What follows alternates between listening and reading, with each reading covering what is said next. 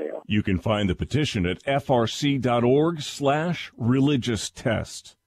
I'm Steve Jordahl. An effort aims to bring doctors and patients together on an affordable and confidential level. Chris Woodward has more. The project is called the Wedge of Health Freedom, an initiative of Citizens Council for Health Freedom.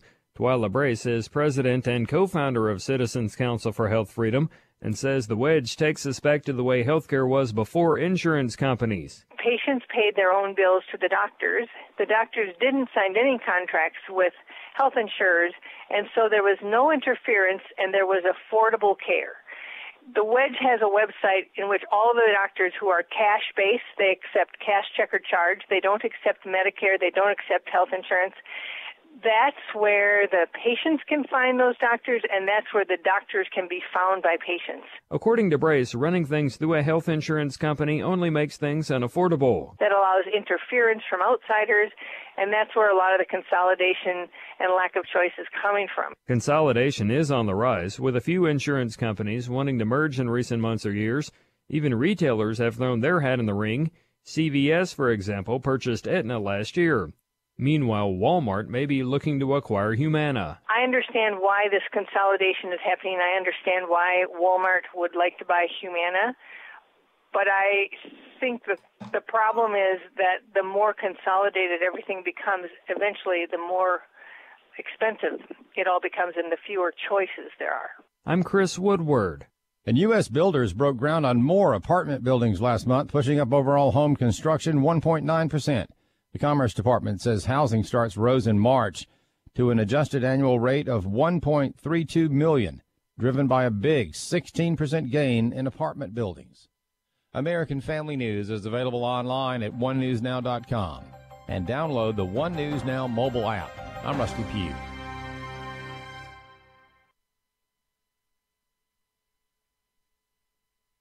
Help us to continue the ministry of Urban Family Talk. Urban Family Talk. Please call now with your pledge of support.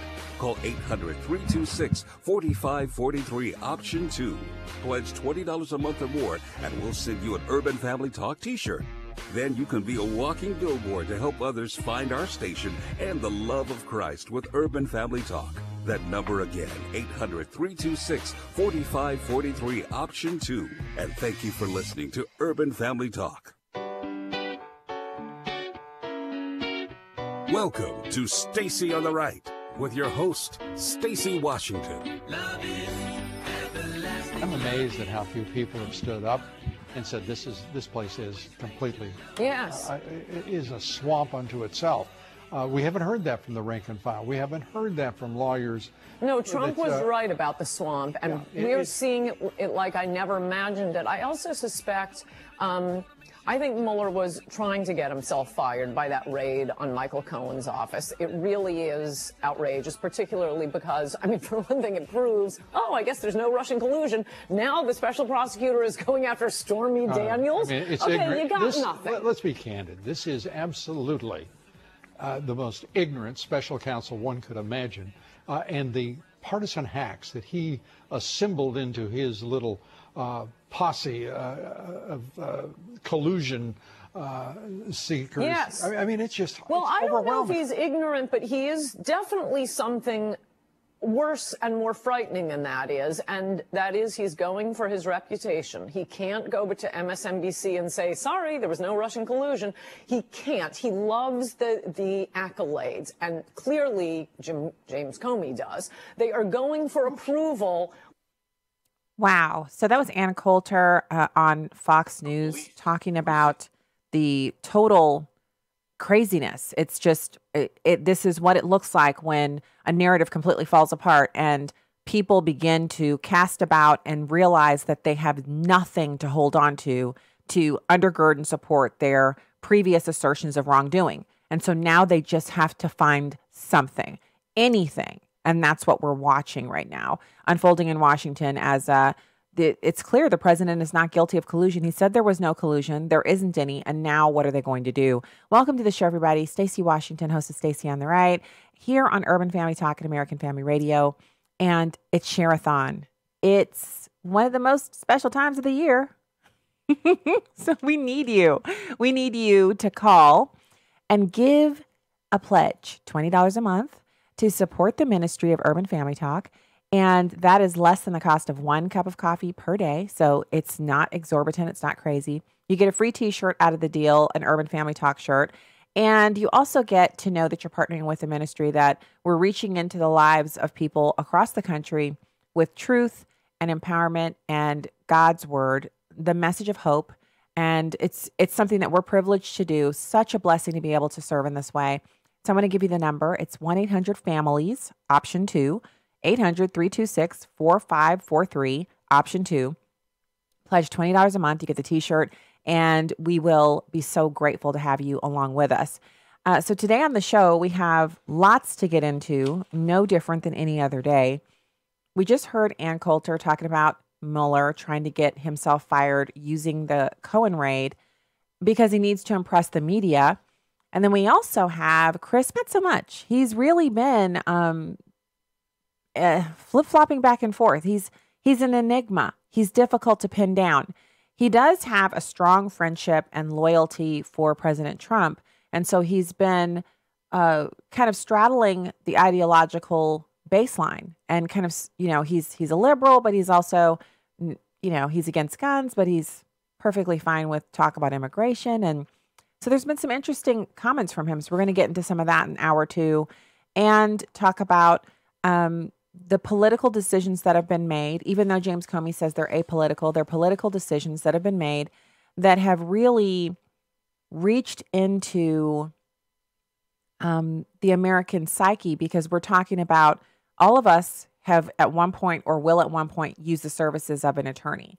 And so to have the attorney-client privilege breached in such a way that clients are outed in court and their names are made public, that's something we haven't had to deal with. And so we're looking at that and we have to kind of figure out, well, number one, why is that happening? And who's going to put a stop to it? And whether or not we really feel like when we're looking at these things, is it being done because wrongdoing has occurred and then an investigation is going on? Or is this purely political?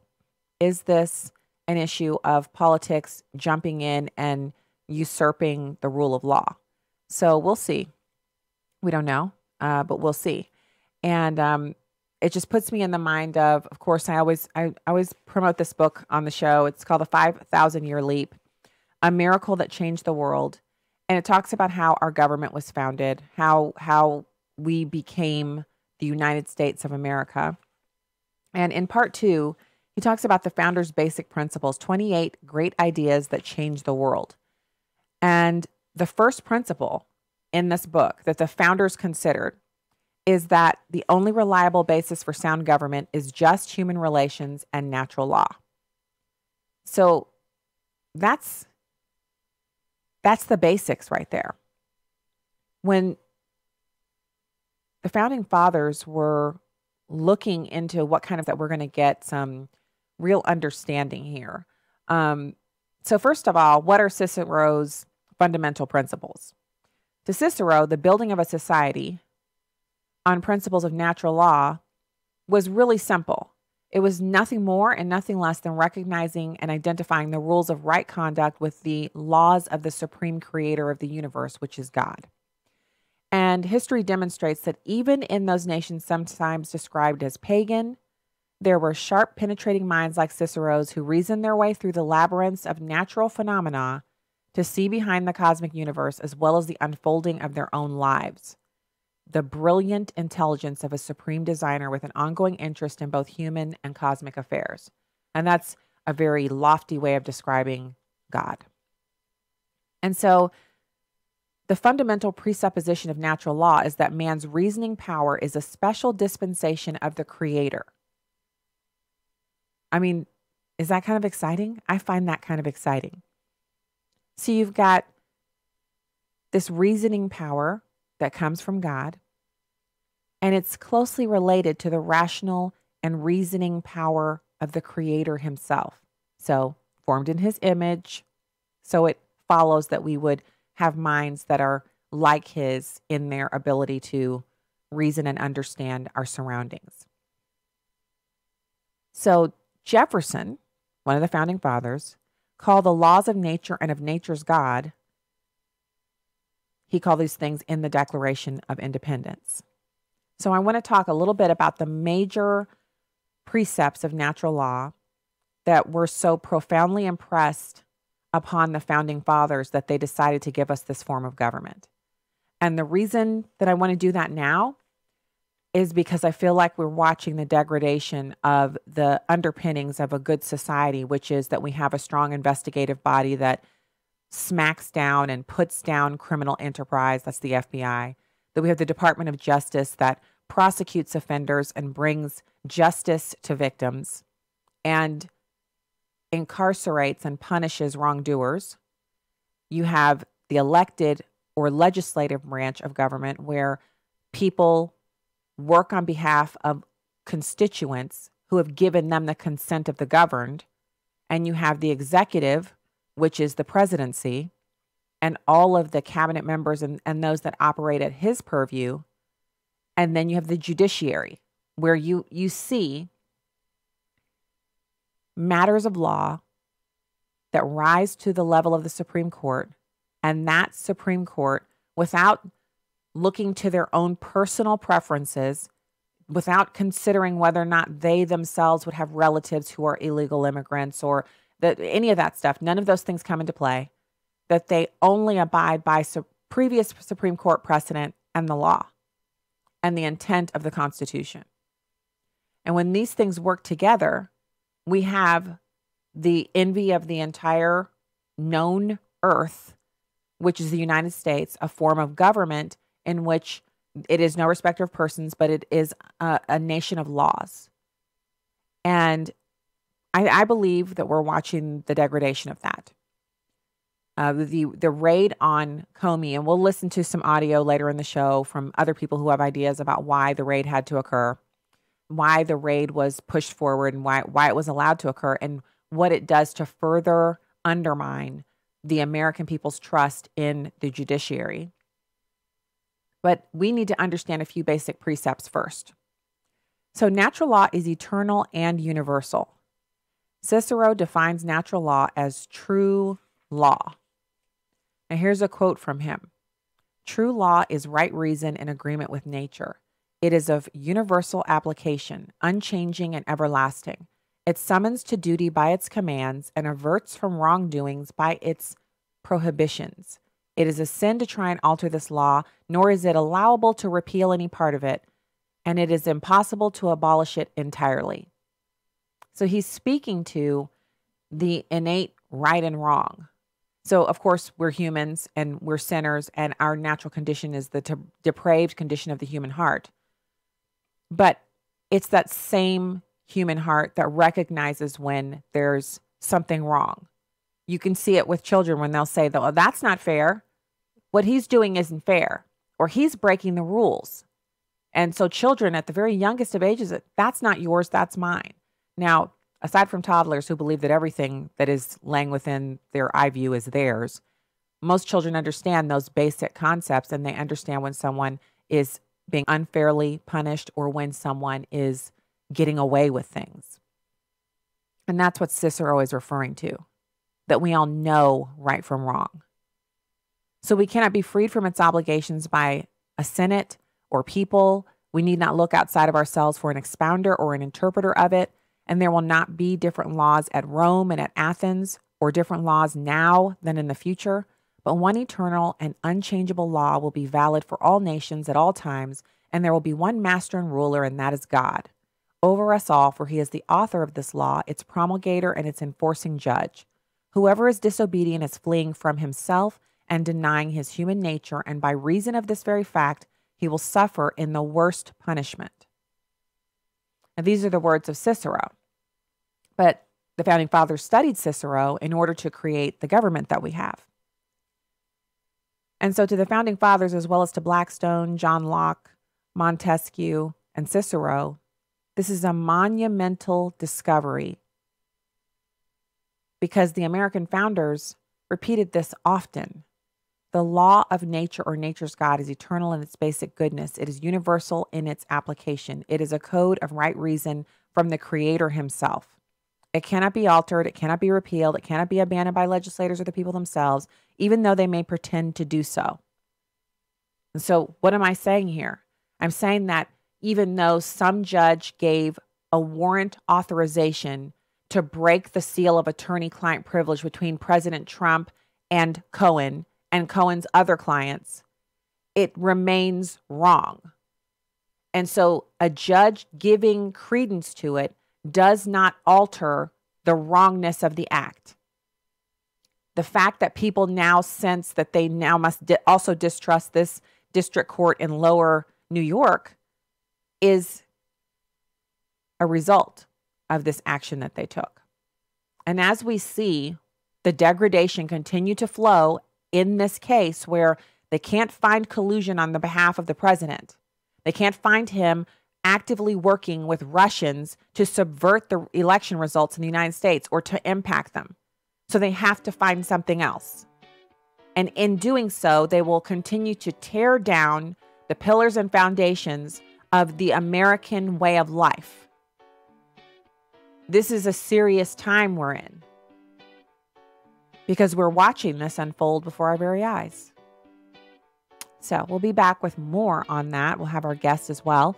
Please give to the Share-a-thon. We're looking for $20 a month pledges, partnership with us, and you get a free Urban Family Talk t-shirt out of it. It's 800 families, 1-800-326-4543. Just click option 2 and they'll set you up. Thank you so much. We'll be back with more right after this.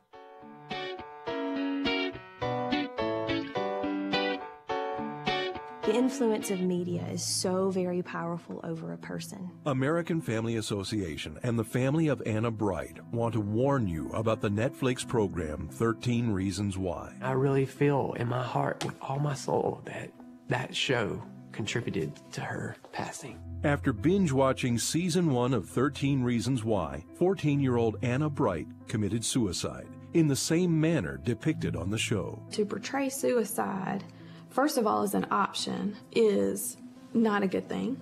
To portray it graphically, it leaves you vulnerable to the enemy's attack, which I think it definitely did for our daughter. She took a permanent solution to a temporary situation. Help protect our teens by signing the AFA petition urging Netflix to pull Season 1 and cancel the upcoming Season 2 of 13 Reasons Why. You can see Anna's story and sign the petition at afa.net. That's afa.net. Hi, I'm Crawford Loritz with a Legacy Moment. On 9/11, after the terrorists attacked the World Trade Center and the Pentagon, the president's exact whereabouts were not fully known.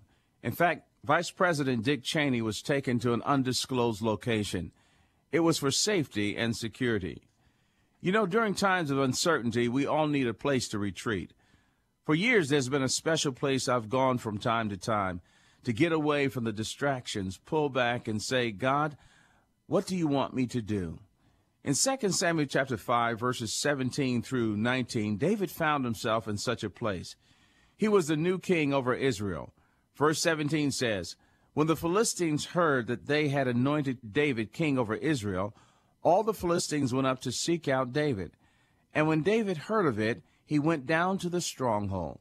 Now the Philistines came and spread themselves out in the valley of Rephaim. Then David inquired of the Lord, saying, shall I go up against the Philistines? Will you give them into my hand? And the Lord said to David, go up, for I will certainly give the Philistines into your hand. Notice, first of all, David went to his place of strength as soon as he heard about an attack. He didn't try to say, I'm David, I'm going to rely on my resources, my experiences, and my background. No, he went to his place of safety, both figuratively and literally. Second, David heard from God. He communed with him. And then number 3, David left the stronghold full of faith and courage. He knew what God said to do. Do you have that today? Well, here's what I want you to remember and do today. Find a stronghold and make it a special place where you go to get alone with God. There, let him renew your faith and strengthen your courage. Thanks, Crawford, and thank you for listening to today's Legacy Moment, a production of Moody Radio, a ministry of Moody Global Ministries. Welcome back to Stacy on the Right.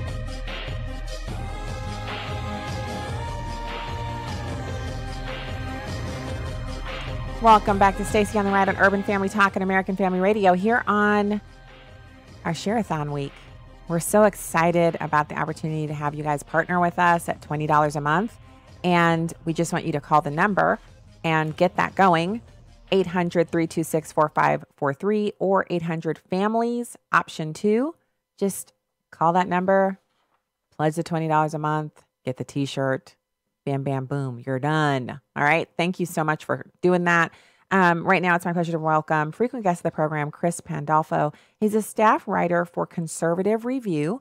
Thanks so much, Chris, for coming on today. Thanks for having me on, Stacey. Yeah, it's good to talk to you. So we have a retiring congressperson, I believe it is. Yeah, Representative Charlie Dent is retiring. He's from kind of a moderate district in Pennsylvania that was just redistricted to be a little bit more favorable to the Democrats. So it looks like he's bowing out early rather than waiting for the end of his term, just to kind of I think what he's thinking, and I think what a lot of these Republicans are thinking, is it's better to call it quits now than to put all our energy into running for re-election only to lose to the Democrats in 2018. Because you've been following the kind of nationwide polls going on, and if you've been looking at the special elections that we've had recently, it looks like the Democrats have all the energy, the Democrats have all the momentum, and the Democrats seem to have a pretty good shot at retaking the House of Representatives this fall, if not the Senate as well. Yeah, I mean, it looked like that in January, but right now, new polling out shows that their enthusiasm is waning and that their 10-point lead over the Republicans has now shrunk to 4 points in some areas, depending on which voters you're talking to. And so while there very well may be a blue wave, there's just as big of a chance that Republicans will hold the line by turning out at the midterms to vote. And some of the issues that mobilize voters on the right, like confiscation of guns, things like that, the Democrats are holding to that. They're not shying away from advocating for an increase in taxes. And we're just now beginning to see the true ramifications of the tax cut. And most Americans don't feel like it went far enough. They're not keeping enough of their money. And so the idea that they're running on gun control and increasing taxes means there's a distinct possibility that the Republicans could hold the House and the Senate if they just get out there and work for it. Oh, you're right. And that's why it's really important for your listeners to understand that so much of the polling that's coming out right now, there's an eternity in politics between now and November. While the polling may be good for trends, it's not good for predicting election results. Now, some of these congressmen, like our Representative Dent, they do internal polling that tells you where they are in their district. And in Dent's case, it may be a special case because his district got redistricted. All the congressional districts in Pennsylvania were just ordered by the courts to be redrawn because the court found that the Republicans had gerrymandered. And the court said, hey, you guys can't do that. You need to draw the districts so they're a bit more fair. Now, you'll notice that this only ever happens to Republicans. There's gerrymandered districts in Illinois. There's terribly gerrymandered districts in Maryland. And these districts never get rewritten into favor of Republicans. But the Republican districts in this country, the courts order them to be redrawn in favor of the Democrats. So Representative Dent may be looking at his personal situation and deciding that this isn't the race for me this year, and that's why he's retiring. And that's another important thing to recognize is a lot of these generic polls that are coming out. They're saying, oh, the Democrats have a 10-point advantage in January. Now they're saying, oh, the Democrats have a 3-point advantage. It's kind of similar to the polls that had Hillary Clinton up above Donald Trump during the election, right? In the sense that these are these general polls that are nationwide that don't account for what's happening in the specific states or in the specific districts. The reason lots of people said polling was wrong when Trump was running and he ultimately won is because these polls didn't take into account the Electoral College and how the President Trump could lose the popular vote. If you look at the polls, they said Hillary Clinton had about a 3% advantage over Trump going into the election. And if you look at the popular vote results, that is pretty much the percent difference that she won. So that polling was accurate, but she still lost the election because they failed to take into account what was happening on the ground in states where the Electoral College mattered. Well, the same thing applies to these congressional districts. It's difficult to forecast the results of the election by looking at generic ballot polls for the whole country. What you have to look at is what's going on in each specific district. Who are the candidates running? What are their strengths? What are their flaws? Are they organizing well? Are they fundraising well? These are the questions you have to ask in determining the strength of some of these campaigns. And really, we're too far away from the general election to make an accurate forecast of what's going on. We'll have a better idea of sometime in maybe September. But as far as primaries go, you have a lot of primary campaigns that are coming up in a few weeks that we're going to be covering at Conservative Review, and I'm sure other people will be covering elsewhere. And this is a good chance to see which party's base's activists are more invested in these elections. And I just, first of all, thank you for that great analysis. I think you just covered a ton of ground right there. And the big takeaway for me is the minute you start talking about everybody's polling, I always go back to that blue graphic. Who can forget it? It's like etched in my brain forever, Chris. It said 98% chance of Hillary winning, 2% chance of Trump. They were saying he wouldn't crack 200 electoral votes, which I actually thought to myself, that's impossible. Like, he's totally going to crack 200. There's no way he doesn't get 200 electoral college votes. Not only did he get 200, he far exceeded and surpassed their expectations. And he beat the stuffing out of Hillary Clinton in the electoral college. She wasn't in the game, not the way she thought she was, not with the hype that they fed us for week after week after week. It's almost as if we were living in one of those, you know how the torture session where they play the same thing over and over again and it just drones on. And after a while, you get immune to it. And so you hear it, you know what's going on, but it's like background noise. And so you just you go out, you buy your groceries, you go to the store, you buy toilet paper, you come home, you go to bed, you get up in the morning, you go to work. And the whole time you're doing all that, you can hear it in your car, in your bathroom, in your bedroom, you can hear it in your basement. It's the same droning on. Hillary Clinton will be the next president of the United States, 98% chance of winning. And so people just ignored it and then went out and voted anyway. And that's what we have to do in November. I mean, I think the parallels here are so stunning. It's such an identical situation that most Americans might be missing it, but it's fact. If we want to keep the House and the Senate, the only thing we have to do is go out and vote. Right. And I would just add that the Republican Party is in a position where they need to give people a reason to vote for them. And that's something I don't think they've been doing adequately. If you look at the major accomplishments of this Congress, remember the midterms are happening this election. It's an election for Congress, Trump is not on the ballot.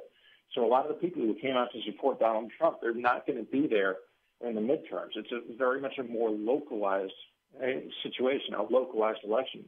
And these Republicans in Congress, they need to give people accomplishments to vote for. What have they done so far? Well, they failed to repeal Obamacare. That was an 8-year promise that they broke. They did pass the tax cuts, but if you look at polling that came out this week, the tax cuts are still unpopular because they messaged it so poorly. They didn't know what they were doing for the first few weeks. The House came out with a bill to actually raise taxes on some people, and the Senate had to go and they had to create a bill that cut everybody's taxes. But it was not far from the revolutionary tax reform that we were promised on the campaign trail. Mm-hmm. It's still good tax cuts for everybody, but it wasn't exactly what they had promised voters. It wasn't this completely redrawing of the tax system that lets you fill out your taxes in a postcard, and that didn't happen. Not even close. And what else have they done? And what else have they done this year? Is they passed a $1.3 trillion omnibus spending bill, which basically betrays every campaign promise we've ever had, and when they told us that fiscal conservatives. So if Republicans don't get their act together for the rest of the year and start passing some of the conservative reforms, the conservatives aren't going to turn out to vote in November, and that is a situation where you could see the Democrats retake control of Congress. Absolutely. And so, for me, I guess there's been so many things, Chris, that idealist Stacey, I should say, Stacey the idealist from 10 years ago would have been like, oh, no way. I can't. That's not something I can stomach. I believe in this, and that. And now I'm so worn down by everything that's occurred and by the internecine warfare, not just from the Democrats, but between the Republicans, that I'm just trying to keep it simple. It's like, what can be done and how could we get it done? And then for every step forward, you have to expect, that you're going to fall back a couple of steps. And so the going is going to be really slow and tough. And that's my view of every single legislative agenda item going forward is, so we got the tax reform and it wasn't nearly enough. First of all, we're not all paying the same rate. If we're not looking at reducing taxes for people who pay the most, then we're not really talking about tax reform, because progressive taxation encourages the people at the bottom of the rung not to succeed. It also puts a damper on people who are at the top of the rung who could be earning even more, but they look at it and they say, well, at some point I'm going to be paying more in tax than I'm making, so I might as well not make any more money. People actually make that choice in our country. And so there's so many different ways you can look at so far what we've been able to do. The reduction in regulation, the calming down of what's going on at the border, even with the pushback from the Supreme Court and everywhere else. And then, of course, the passing of the tax reform and the leaps we've made in foreign policy, where at least our enemies are now afraid of us again. And then you have the omnibus bill, which you just named. And I've just actually been avoiding, because I know enough about it now to know that it's not something I ever would. I would rather, I'd rather eat mulch than sign my name to something like that. But our Republicans did it, happily so. And so now we have to deal with that. But you're right. If they don't get a couple more things under their belt, it's going to be really hard for radio hosts and writers like yourself to drum up the kind of enthusiasm that's needed to keep the House and the Senate. That's absolutely right. And that's why it's discouraging to see something the Republicans are trying to do this week, is they had a vote in the balanced budget amendment 4 legislative days after they passed that $1.3 trillion omnibus spending bill.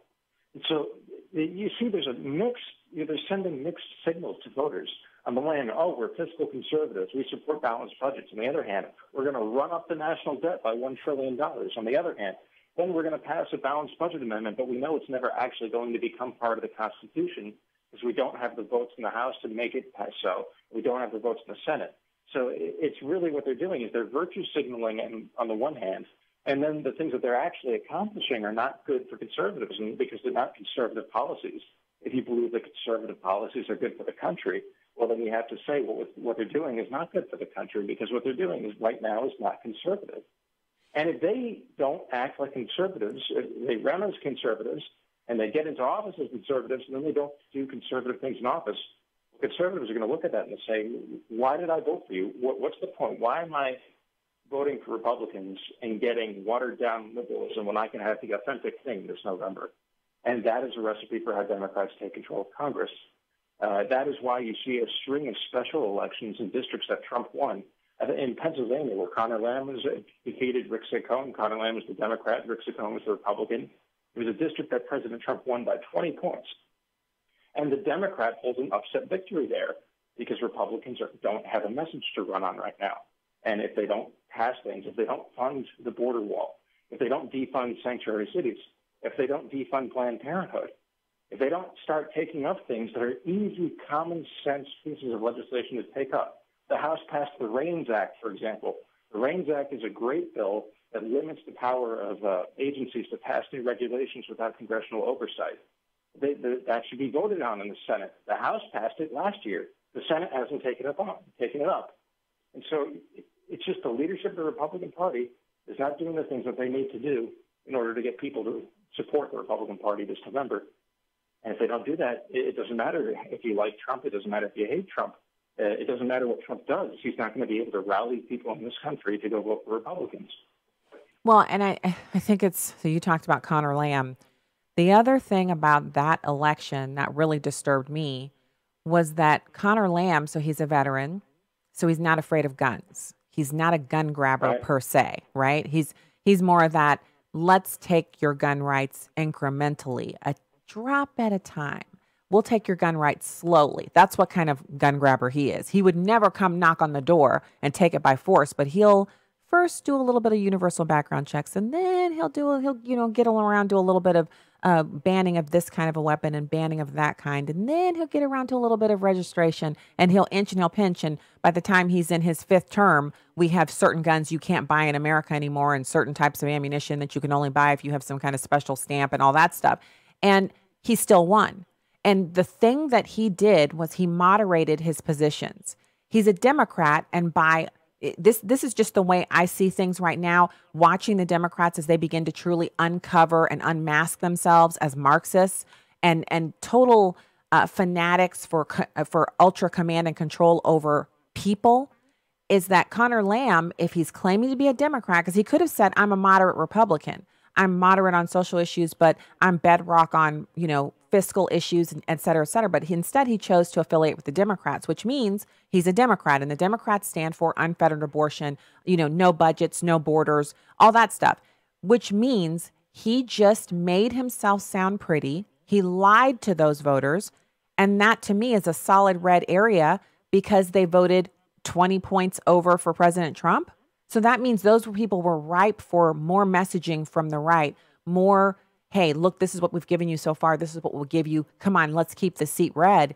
But they weren't able to pull it off because Connor Lamb pulled a flim-flam job on them. And don't think that the Democrats are above doing that again, because they understand that they've gone too far with regular Americans, but they're not going to change who they are. They'll just lie about it in order to get back into the the White House by extension, but Congress specifically in the midterms. That's right. Well, they hope they'll get the White House, because if they do retake the Congress, all you're going to hear for 2 years is impeachment hearings from President Donald Trump.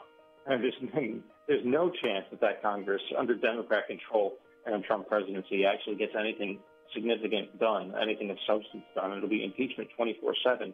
It'll be in the news cycle every single day. It's all anybody will be talking about. It'll drive you folks nuts. It'll drive me nuts, at least. I feel the same way. I do feel nuts like cashew nuts, not regular nuts, but cashews. I'm cashews, Chris. Thank you so much for coming on. You really gave a good breakdown there. I encourage people to share the show, let people understand what Chris is talking about. And we'll talk to you again soon. Chris Pandolfo, staff writer for Conservative Review. Thanks so much. Thanks for having me on, Stacey. All right. Talk again soon. Hey, we'll be back with more. It's Share-a-thon. Join us. Partner with us. Call the number. It's 800-FAMILIES, option 2. We'll be back with more Stacey on the right after this.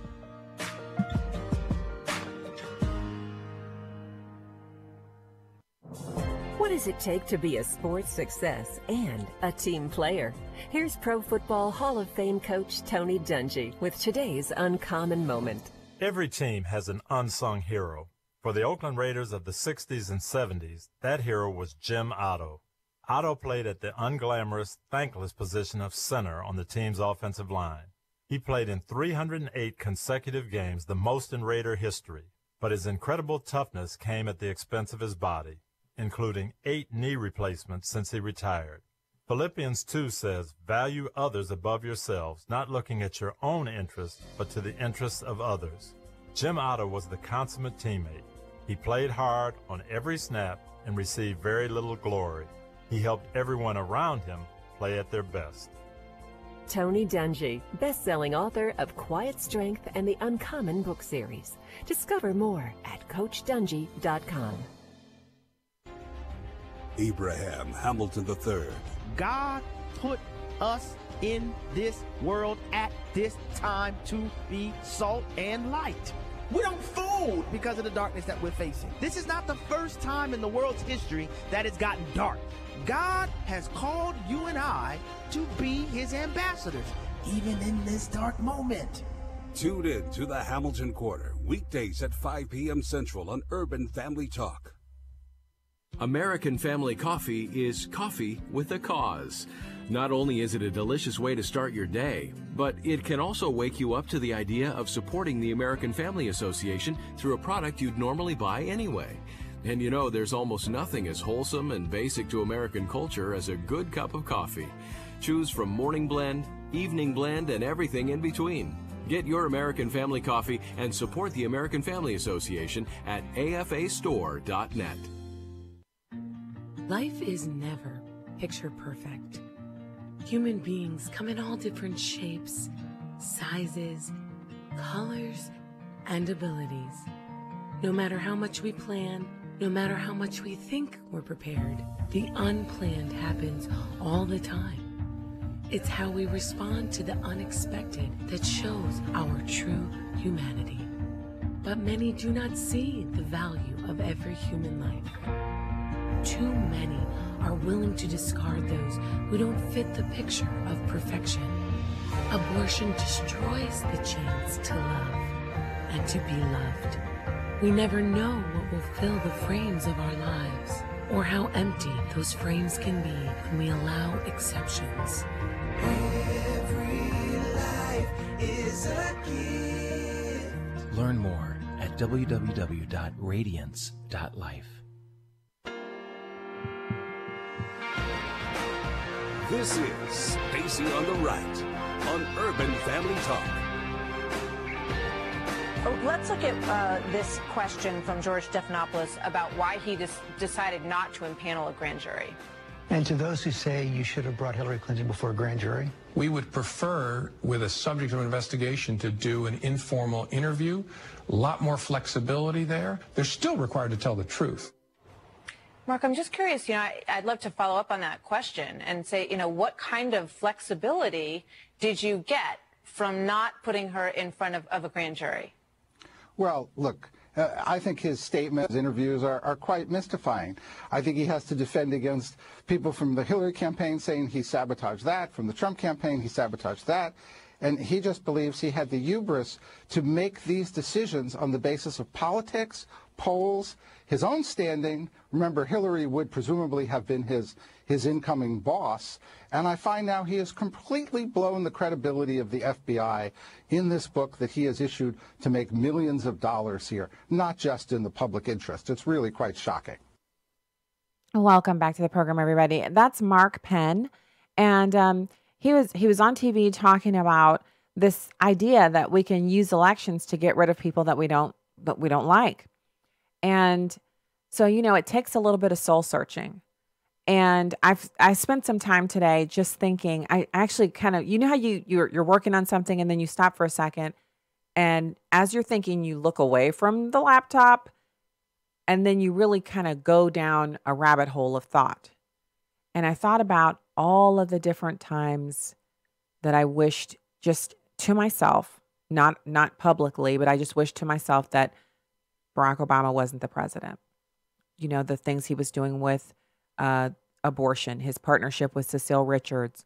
When the information came out, it was so devastating. It was so gut-wrenching, the information that came out about the Planned Parenthoods across the country, selling the aborted baby parts to the different research organizations. And it just weighed so heavily. And when the videos came out, I had people that I knew, brave people, were like, I can't watch. I watched one of them and I couldn't keep watching. And I felt like I had to watch. I knew I had to watch. I couldn't not watch them.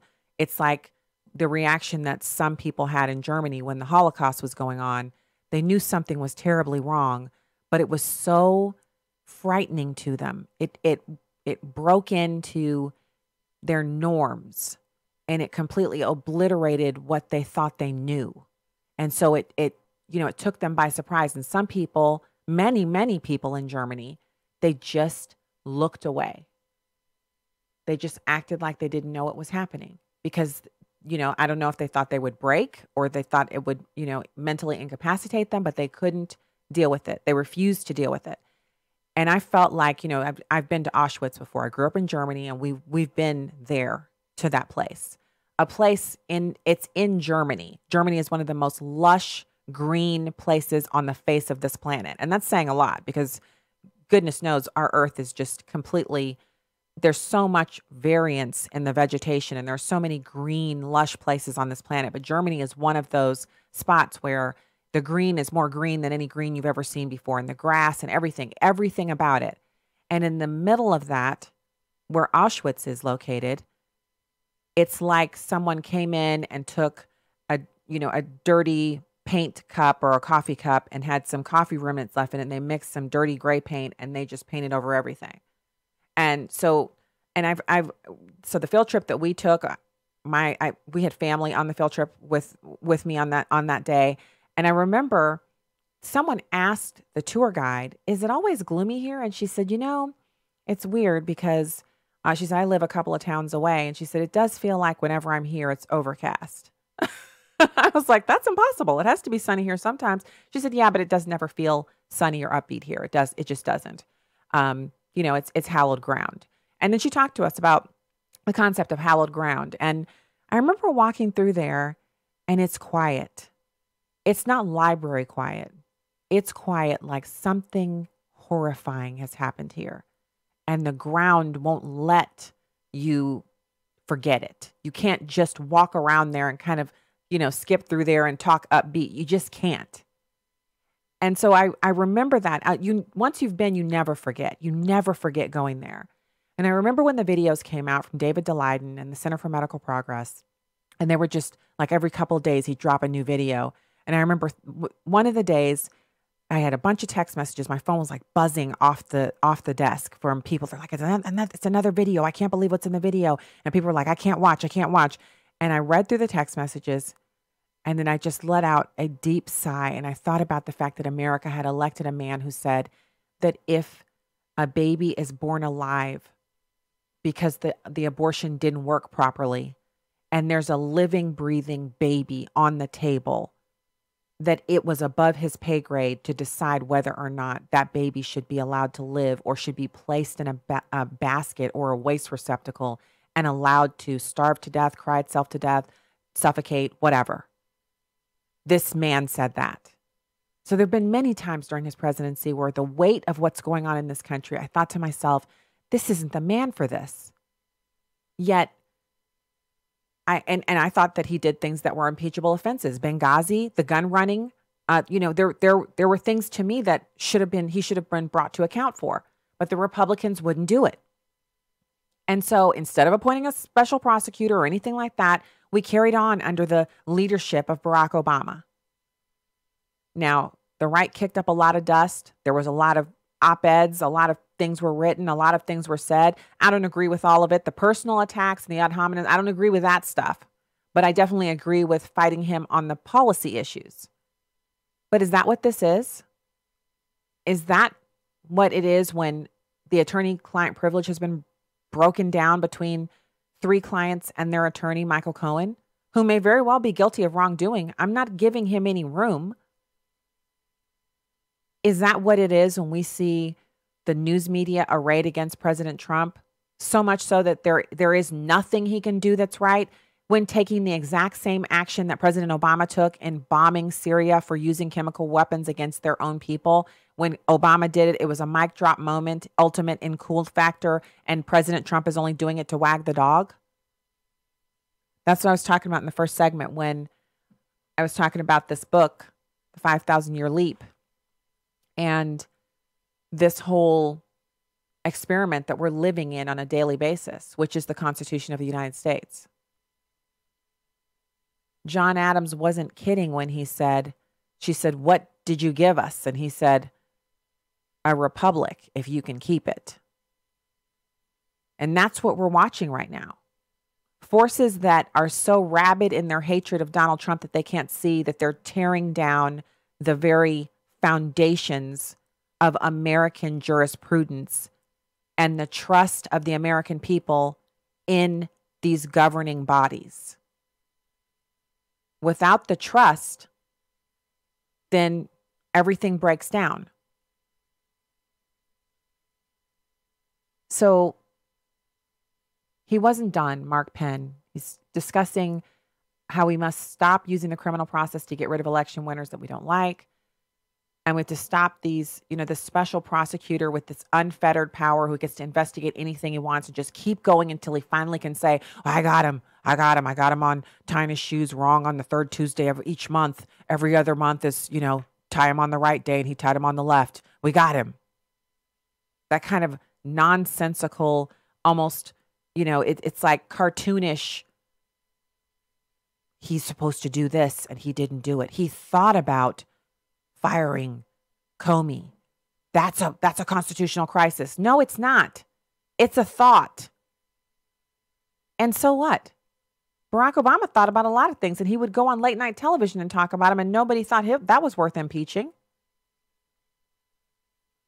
So during Comey's different interviews, because now he's making all the lighter rounds. He's now on, everywhere you look, there he is with his sleepy looking face. And, I'm one to talk with my sleepy looking face, but he's actually out at the crack of dawn peddling this book.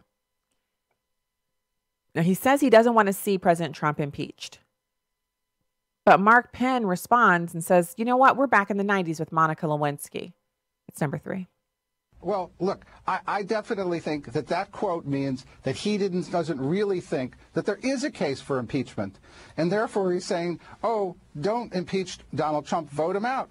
I actually agree with that. If you don't like Donald Trump, vote him out. Let's stop using this criminal process that really is out of control. I think we're almost back to 1998 and Stormy Daniels, just like Monica Lewinsky, all over again. And we've got to stop this and actually elect people whom we like and throw out people we don't. And so that is what the founders meant for us to do. They meant for us to, you elect someone, and then once they're in and they're not doing what you want, you then rally around your other people who believe as you do, and you put up someone that you feel would be better. But in the interim, you have to live with the decision that was made. Now, the Democrats don't want to do that. First of all, they were not willing to accept that Donald Trump was duly elected. It has to be that James Comey swung the election and that Donald Trump colluded. If it's not, then we just can't function. We just cannot function. And if that is what this is, then that means next go round, if they're able to beat President Trump in his reelection campaign and they put up a Democrat, that means then it's our turn, our duty as Republicans to unseat that person, unseat that Democrat, go into their past, dig up every single mistake they've ever made, find out which ones look like they might be impeachable offenses, take back the House and the Senate, and then get rid of that person before they've served their first term. Is that the way we want to live? So I have to say, I hated the almost lily-livered nature of the interaction between the Republicans and then President Obama. But at the very minimum, we know that they respected the office enough and the people of the United States enough to say that the people of the United States elected Barack Obama not once, but twice. He was duly elected and seated in the office. And they did not try to overturn that. Now, we could dig down into the reasons. They didn't do it because they didn't want to be called racist because he's black and most of the Republicans are white. The Republicans are seen as being the racist. That's the mantra that's beat into Americans' heads by the mainstream media and by Democrats themselves, who actually hold some of the most racially charged views. I mean, just sit down with a Democrat, any Democrat, and when you start talking about welfare and racial issues, don't they make it sound like the only people who are on welfare are black folks? When you sit down with Democrats and you talk about welfare policy, and you can just be as black as a day is long, just like I am. I'm not black only on Monday through Friday when I'm on the show. I'm black 24 hours a day. So when I sit down with Democrats and we talk welfare policy or we talk about voter ID, I am still black. They can still see me. I'm really tall and I'm not tiny. So it's not like they can miss the fact that I'm sitting there as black as a day is long. And the first thing out of their mouths every single time is black people can't get voter IDs. Black people lack the capacity. And when I take my driver's license out and show it and say, is this not a voter ID, a valid ID to vote, this driver's license I'm holding in my hand? Well, you're an anomaly. Am I? I thought I was an Uncle Tom. Well, I didn't say that. Yes, you just did. You're basically saying the only people who can get IDs are Republicans and people who, basically not regular blacks. Regular black folks can't go out and get an ID card in 2017, 2018, 2019. Even though we black folks can go do everything else we want to go do, we can't get IDs to vote. That's why we can't have voter ID. They blame it on black folks, and that's racism. So, you know me. I always talk about how racism can't hold you back, but there is a kind of racism that can totally hold you back. And that's the kind of racism you live under if you are a dweller of the inner city. And all of your elected officials are Democrats because that's all you vote for. And all of those Democrats think that you need liquor stores and not churches. They think you need liquor stores and not school choice. They think you need command and control structures, gun control, instead of having you have beautiful, vibrant neighborhoods. They think you need low tax base. And you guys know I'm all about cutting taxes, but I'm talking about when the property values are so low that the tax base is depleted and there's not enough money coming in from viable properties, from properties that have value to fund things like schools, road improvements, or even proper police protection. That's where the Democrats have you living. Now, I was just talking to a Democrat on the radio yesterday, and he said that I think poorly of people on welfare, which I do not. He said, I feel like there are some people who are trapped in generational poverty due to welfare and the way that they keep the father out of the home and they break up the family. He took that to mean that I just think welfare, people who receive welfare are lazy. And he said people in rural areas too, to try to cover up the fact that right before that he'd said, because, in inner cities, poverty-stricken inner cities, and he made an inference to the fact that the people there are also plagued by racism. In other words, all the people on welfare are black. So if there's any kind of pervasive racism, it's not the racism of Starbucks, who they routinely turn black men away from using their restrooms. And I don't know what their problem is, but that's another show. The racism that's keeping people back is the racism of inner cities, where the schools are all garbage. The crime is high. The gangs are running everything. And the illegal immigrants are taking all the jobs from the black people. And who's in charge of that dramatic mess? It's the Democrats, the same ones who'll sit up and ask me, how did you get into a book club? How did I get into it? I can read. Being black doesn't prevent me from reading. It's shocking what they actually believe about black people. And they call the Republicans the racists.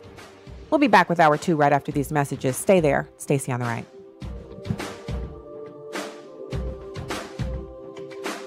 Urban Family Talk. Urban Family Talk. Tell the world about Urban Family Talk and help us spread the love of Jesus Christ.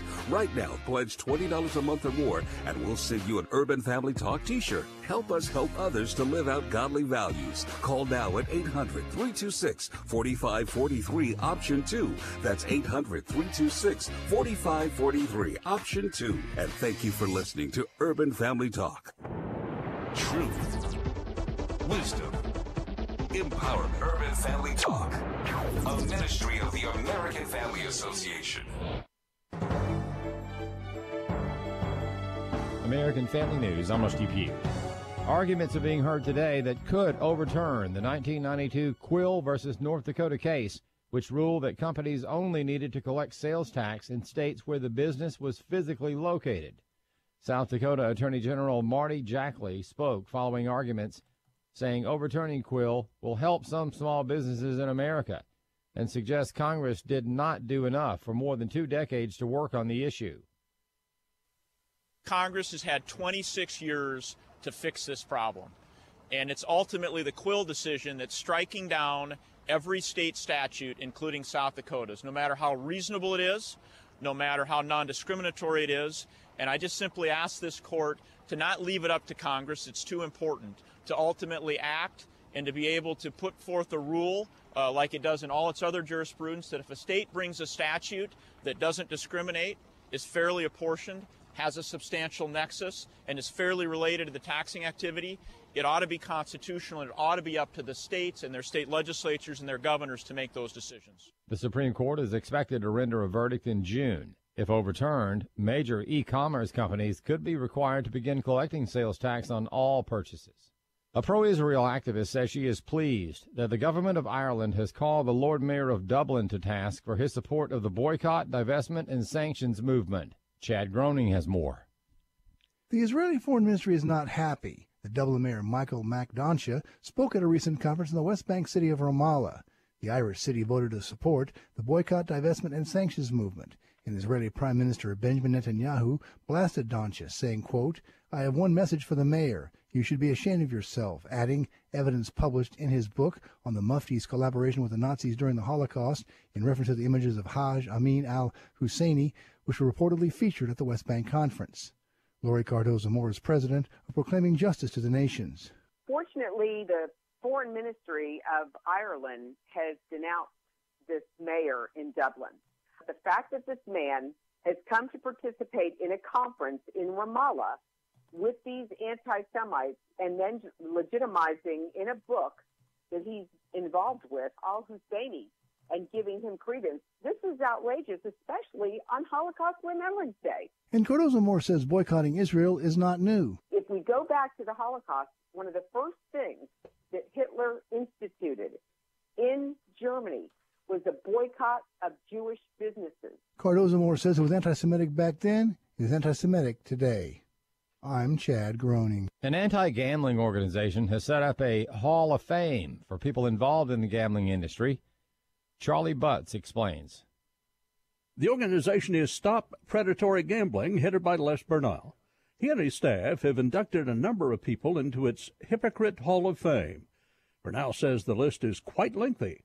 First with prominent people in the industry, including President Trump, and an NBA commissioner. Yet it's important for the public to know that why these guys stand up and tell other people to go lose their money in these places, these casino operators and public officials, they don't gamble. And the reason why they don't gamble is because it literally is a rigged game against them. They're guaranteed to lose their money. The list of people who made the Hypocrites Hall of Fame also includes well-known politicians.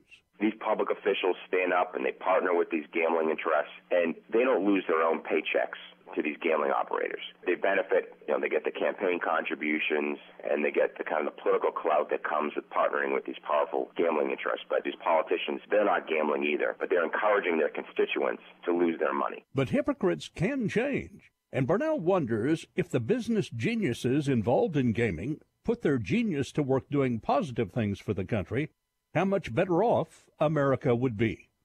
I'm Charlie Butts. And U.S. factory output edged up slightly, 0.1% in March. The strong production gains in motor vehicles and electronics were partially offset by declines in food and textiles.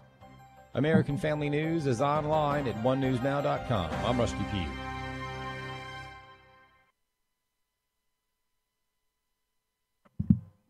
Help us to continue the ministry of Urban Family Talk. Urban Family Talk. Please call now with your pledge of support. Call 800-326-4543, option 2. Pledge $20 a month or more, and we'll send you an Urban Family Talk t-shirt. Then you can be a walking billboard to help others find our station and the love of Christ with Urban Family Talk. That number again, 800-326-4543, option 2. And thank you for listening to Urban Family Talk. Welcome to Stacy on the Right with your host, Stacy Washington. I do, and actually, I find it extraordinary that James Comey, a former boss of the FBI, is able to write a sort of tell-all book right in the middle of the Mueller investigation. I mean, this wouldn't happen in many other countries, Sean, that you wouldn't be allowed to do this, peddling all sorts of lurid and ridiculous details to the world. And it makes me think this. Donald Trump fired him because he didn't trust him, right? Well, he was right, wasn't he? When you read the stuff that's pouring out of his book, Donald Trump was absolutely right not to trust James Comey. And in relation to the wider Mueller probe, I just think what's happening here is that they tried to get the proof on Russian collusion. They want to prove to the world that Donald Trump collaborated with Russians to fix the election. That's why he won. No other reason. Has to be that. And so far, they have singularly failed to establish that. So now they're moving the goalposts. Now they're moving to stuff about his private life with alleged allegations involving women going back more than 10, 15 years. Wow. So it is really interesting to hear that perspective coming out of the mouth of Piers Morgan, someone who he made a living on CNN being a poster child for leftist policies. It just goes to show you that if someone is truly loyal and they truly have your best interests at heart, that when they see you under attack, they're going to come for you. They're going to come for you and have your back. There's a huge difference between the behavior that I've seen from Piers Morgan, who I'm telling you, before these most recent months, before President Trump became the nominee for the GOP, I actually thought Piers Morgan had no spine and no honor. Yet he's going against a lot of what he's a leftist. He's from Great Britain. They're on the left over there. Like they are. And so for him to be in America and be advocating for leftism, and then to see his good friend, someone who gave him a huge start, who helped him, financially and in his career, and he refuses to drop that allegiance. So much so that they had this cute little interaction. It was Piers Morgan was actually on with, he was on with President Trump, he was talking about President Trump. He was on with Sean Hannity. And Sean Hannity and he were joking around at the beginning. He was saying, he's making fun of Sean for the difficulties in Sean being announced to be someone who was a client of Cohen's, and how he's been outed publicly and all of that. And then you've also got, this whole thing where he's coming on the program to defend Donald Trump, who is the Republican president. And so it was, they had a little interaction there. And then they go into that. And, it's just fascinating to see. It really is. It's something. And so I want to give everybody the numbers again. We're looking for a $20 pledge per month. So we're looking for partnership. This is different. And of course, you can make a one-time donation, and we will never turn that away. We'd be so grateful for it. And so if you're going to do a one-time donation, please, the number to call is 800-FAMILIES, option 2. Just choose option 2, and they'll help you through the rest. It's quick and easy to do. Or you can go to urbanfamilytalk.com. If you don't have the time to call, if you're at work and you can't make a phone call because you're busy, you can do it online. It's very quick, a couple of steps, and you're done. But we're looking for partnership this time, $20 a month. Partner with us. You get a free Urban Family Talk t-shirt and the knowledge that you're helping to spread the message of, because what we do here, it's not just about politics. I know my show is primarily about politics, but we also talk in our encouragement segments about what God can do for us. And in that same vein, I want to get into a little bit of a discussion about there's an ancillary reason why the government would prefer that you, as a woman, would partner with them when you need to access the safety net instead of just offering help to families so that men could stay involved in their children's lives. We see the numbers creep up. It used to be that there were no groups in America that had anything greater than a 20% out of wedlock birth rate. There were no groups. Everybody had a mom and a dad. They may not have been the best mom and dad. The dad may have been disconnected. The dad may have been a drunk. The people weren't perfect, but they were married. And that was how it was. But then when FDR came in with his big programs and, LBJ, those two, they had in mind to decouple this idea that a family was a man and a woman and the children that they made together. And they've been successful in doing it. But notice, those who peddle these ideas the most are married, traditionally so, and they have their children within the bounds of that marriage, and the kids are in private schools where guns are not barred, and they live in these traditional types of neighborhoods where everyone's in the same kind of situation they're in, married with kids. And so, that's what this is. That's what this is about. Now, Morgan had a little bit more to say. He was talking about this being an attempt to degrade and embarrass President Trump. It's number 6. Two things about this, Sean. I don't think people care about Donald Trump's sex life. I don't think it's on the same scale of misdemeanor, even if it happened, to what we saw happen with a Democratic President, Bill Clinton, who, let's not remind ourselves, had sexual relations with a young intern in the Oval Office while he was president. But thirdly, I don't think the voters care. I don't think people are out there going, wow, can you believe Donald Trump may have had a few flings 10, 15 years ago? So to me, they're now going after him purely to embarrass him, purely to try and diminish him, to degrade him as president. And I think that this is because they're unable to get the Russia collusion line to stick. And so there it is, right?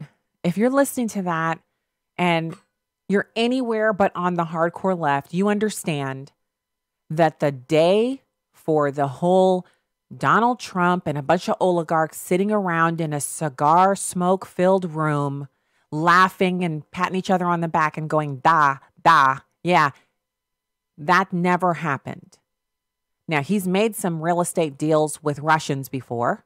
He's done business in a number of foreign countries, but business done for the express purpose of influencing an American election, the man was too busy hosting rallies and ripping into Republicans and Democrats alike to have had any time to do that. And he said it. He said as much a year ago. He said there was no collusion. They're not going to find any collusion. And we know if there was any to find, they would have found it because they wiretapped the guy and they've been up in his emails and everything else. If they had anything, they would have already brought down some indictments. So that leaves them with intimidating him, trying to trap him into firing Mueller. That was last week. Last week, all of that talk about people, he'd better not fire Mueller. If he does, it's the end of his presidency. That grandstanding was meant to goad President Trump into firing Mueller so that they could then get him for firing Mueller. When that didn't work, then they launched the raid on Cohen's office, and now they've unmasked, released the names of all of the clients that Cohen had and obliterated the attorney-client privilege. And we discussed here on the show how the side effect of that, which is the point, is that no lawyer with any kind of other client base is going to want to work with the president now. So the couple of attorneys he's had leave, they can't be replaced. So they're trying to take down his ability to get competent legal counsel, take down the ability of his current legal counsel to operate on his behalf, and to frighten anybody else who might even think about helping him or even having a phone call with him. These are people who are not going to pick up the phone for Donald Trump right now. They're trying to make him into a pariah. Meanwhile, on the other side, they're tearing down his family. Issues that he and his wife have worked through and are behind them are now back on the kitchen table. And now he has to explain them to his son. Things that happened when his son was a baby, things that might have been bound between the two of them, whatever the matter might have been, now they have to be rehashed. Now they have to look each other in the eye over the table, and it's there again. It's back. They don't care that they're hurting Melania and the little boy. They want Trump. They want his scalp. They want him impeached. And so, one of the things that we may see happen is that good people who understand what it's like to have everybody attack you at the same time, and you might deserve a little bit of it, but you don't deserve all of it. Some people are going to start to have that. You know how the underdog effect is. Someone does something wrong and they get their just desserts, and then people pile on, and they won't just let them take their just desserts and tuck tail and run. They got to kick them and beat them while they're down, and it's called beating a dead horse. The person has already admitted they're wrong. They've done whatever they can do. They're ready to receive their punishment, and you just got to keep wailing on them. And that's when people of integrity will run over and say, now, wait a minute. Now, you're no good. You're no good because this person's already receiving their punishment, and you can't let it go. And that's what should be happening across this country right now. People who understand what it's like to be piled onto should be rearing up from their kitchen tables and their laptops and their iPads and their couches and their cars, their workplaces, their businesses, their grocery carts, should be rearing up and thinking, it's one thing to accuse him of collusion. It's one thing to investigate him. It's one thing to bring up, well, so it looks like he paid off this prostitute or sex worker or whoever she was. It's another thing to go back and bring up every single thing he's ever done wrong and rake his whole family through the coals and act as if he's the only one who's ever done any of these things. That's why in the Bible it says, before you address the beam in your neighbor's eye, take the mote out of your own eye. In other words, you got a big twig up in your own eye. How can you even help him with his when your eye is all jacked up? First, fix your eye and then go help your neighbor. That's why it says that in the Bible. So it's not about excusing anything that the president has done, but it's about saying, well, why are they doing this? Well, we know why. It's interesting that it comes from the mouth of Piers Morgan, who, it's like he was on the road to Damascus and the scales fell from his eyes. It's amazing. But if there's any astute analysis to be had, that was it. This is warfare. And I promise you, it's the reason why so many people just don't care anymore. When you get to a place where you literally, in one breath, the Democrats are saying the movie Chappaquiddick is an assault on Camelot. It's an assault on the Kennedy family. It's an assault on the Lion of the Senate. A man who took a woman on a date and killed her. In one breath, they're defending that guy. And in the other breath, they're like, I can't believe Donald Trump, he had an affair with someone while his wife, she was still in postpartum. Really? It's all bad, but so the murder is not a big deal to you? The killing? Mary Jo Kopechne struck down in the prime of her life for going on a date? I'm just wondering if does warm blood run through your veins? Do you kick puppies for fun? What's your deal? What's your deal? So this is what we're dealing with here. So the minute that the Republicans realize that this is what's going on, the minute that they actually just take some time off from stroking cats and, posting cat memes and, texting those to your buddies, just for 5 seconds, find your steel spine, find your wherewithal, and understand that this is a war and that the Democrats are waging it using the media and they're using the government to attack this president. And so what are you going to do about it? The same way they can get down into the nitty gritty of the Robert's Rules of Order and the procedures of the Senate and the House, and they can figure out ways to ram through all of their policy proposals. It's time for the Republicans to get down to business. It's time for the Republicans to figure out how to fix Obamacare. It's time for the Republicans to figure out what else on the president's agenda they can get done, and then to work like there's no guarantee of tomorrow to get it done. Because there actually isn't. There is no guarantee that the Republicans will hold the House and the Senate after the November election, which means if you think you've only got so much time to get it done, then you're going to get up and you're going to get it done.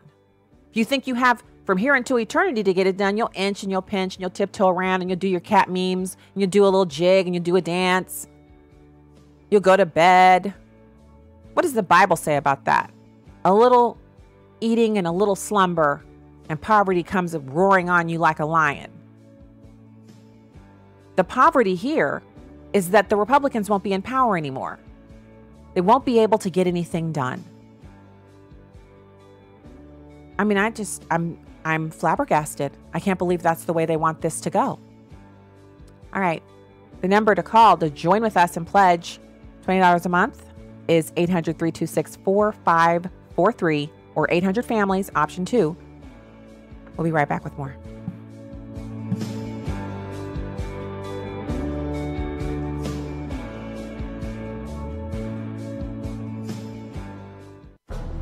Did you know George Washington, the father of our country, he loved being at home at Mount Vernon. In fact, he said he'd rather be at home at Mount Vernon than dining with all the princes and royalty of Europe. Hello, everyone. I'm Tim Wildman, president of American Family Association and American Family Radio. We're going to Mount Vernon on our Spiritual Heritage Tour in September, and we'd love to have you join us for this very special time. Stephen McDowell of the Providence Foundation will be with us as we go all over our nation's capital. We'll go to the Capitol, the Library of Congress, the World War II Memorial, the Lincoln Memorial, all the places you want to see in our nation's capital. We'll see that, but we'll also go to Mount Vernon. Now, for all the information on this September tour, including a side trip to Williamsburg, Jamestown, and Yorktown, you can check it out at spiritualheritagetours.com. spiritualheritagetours.com for all the information on our September tours. And we'll see you then. This is Mason Weaver, bringing you the truth right between their lies. Greetings, folks. This is ClarenceAMason.com with the truth between the lies. Folks, I think that sometimes we need to have a spiritual reckoning. We need to be able to look and think about who we are and why we are here and our purpose in this life. We need to stop trying to make others comfortable in their sins. We want to appease them. It's okay. We no longer want to talk about consequences for your sinful activities. Eventually it's going to end. Eventually, the decisions we make will come before judgment. Eventually, the people you see committing sins against God will stand before God and be accountable for those sins. Eternity is a long time to be wrong. And it's time we stop trying to not embarrass folks and offend folks because we're telling folks the truth. It is time to tell them the truth. Now, I wonder sometimes, why are we so concerned? Don't you realize that every knee shall bow to Jesus? Every knee, great and small, rich and poor, black and white, every knee shall bow to Jesus. Even the offended, even the unbelievers, even folks who ridicule, even people who attacked and killed and murdered Christians will one day bow their knee before the presence of Christ. So who are we to make them feel comfortable where they are? It doesn't matter. That bowing of your knee will not be voluntary. It will be in response to what you see. This is C.A. Mason, the truth between the lies. You have been listening to Mason Weaver. Our email address is clarenceamason@clarenceamason.com. Welcome back to Stacy on the Right on Urban Family Talk. Well, Fred, firstly, I want to be careful because I don't know James Comey personally, but in the 110-year history of the FBI, I served for 25 years under 4 different FBI directors. So I spent my 20% of the FBI's history, I was there to witness it. I think what we're witnessing right now is a diminution of the stature, the 6'8" stature of this man who's now shrunk down to basically a Lilliputian. And why is this? I don't think James Comey's a bad man. I think James Comey's a decent person. What I think happened here is because of the weight of the consequences that were thrust upon him, and we can talk about how he ended up there and why he had to make these decisions, I think it was his feckless leadership. And the word feckless I choose carefully because it means lacking the strength of character. What should have happened after he was put into that position on the Phoenix tarmac where he had to make that July 5th statement, which was unprecedented for an FBI director to do, he should have punted the ball back across the street to the Department of Justice after Loretta Lynch recused herself and put that squarely on the desk of Sally Yates. He didn't do it. He allowed political calculus to come into his decision-making as an FBI director, and he's right to be criticized. Now, the director's manner of doing that, or I'm sorry, the president's manner, not the way I would choose to do it. I think it's beneath the dignity of the office, but I do believe his decisions and this book tour are worthy of criticism. And that was law enforcement analyst, CNN law enforcement analyst James Gagliano talking about Comey getting political in his decision making, even though he says he was apolitical. And so, you know, you have only what he said unless you look at his actions. And he's said a lot. And so you can contrast his statements. And I felt like we played enough Comey audio yesterday. I didn't want to kind of get into an exercise where we play one thing that he said and then play someone's comment and then play another thing that he said. I think you guys have followed along closely enough to know that Comey has not been consistent in his statements and that a lot of the language that he's used to describe his thoughts and feelings during the entirety of, you know, everything that he's covered, whether it's during the time where he realized that Loretta Lynch had the tarmac meeting with Bill Clinton, or when he was talking about the way that they discussed whether or not they were going to prosecute Hillary, to his meetings, the numerous meetings he had with President Trump, you get the feeling that while he is, again, a very sizable man, very formidable in his presentation, that on the inside, he's a lightweight. And so, you know, that's fine. Be you, you do you. People are going to people. But if you're the head of the FBI, people are also going to be like, well, what did he say? He felt queasy. So does he just have a weak stomach, or is he that kind of a person who any kind of interaction makes him queasy? Have you not been there?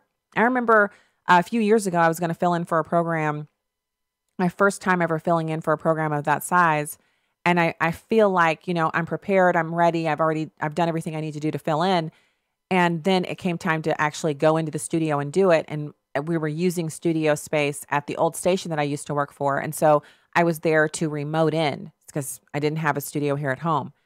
And I got there and my stomach got all knotted up. And I thought, what's the problem? I haven't eaten anything. I've just had a cup of coffee. This is my normal routine. I don't eat a big meal before I go on an early morning radio show.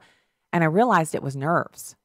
And so I had to kind of buckle myself down. And, you know, that what works in that situation for me is always I just have to pray, Lord, this is my opportunity, but you gave it to me. Help me to fulfill what you have me here for. And usually I feel the peace rush in right after that, and I'm just able to do what I need to do. But sometimes you feel queasy the first 3 or 4 segments. Sometimes the first hour is down before you realize, okay, I've calmed down. It's fine. Everything's I'm going to live. I'm not going to spontaneously combust behind this microphone. So it's not that I don't understand a queasy stomach or unease or not feeling like, hey, you know, what is the situation I'm in? But come on. You want to feel comfortable around President Trump? Go watch a few of the reruns of his TV shows. That'll put you in a good mood. Then you can go in and be like, hey, Mr. President, what's up? What you call this meeting for? If he felt like he was going to be asked to break the law, all he had to do was say, that's outside my purview. I can't do that. Or we need to have someone else in these meetings because I feel like at some points, maybe you don't understand what I'm able to do and what I'm allowed to do by law. So let's have someone else sit in these meetings with us. It's a good way to let someone know that they might be, dancing on the line or overstepping their bounds. But he didn't do that.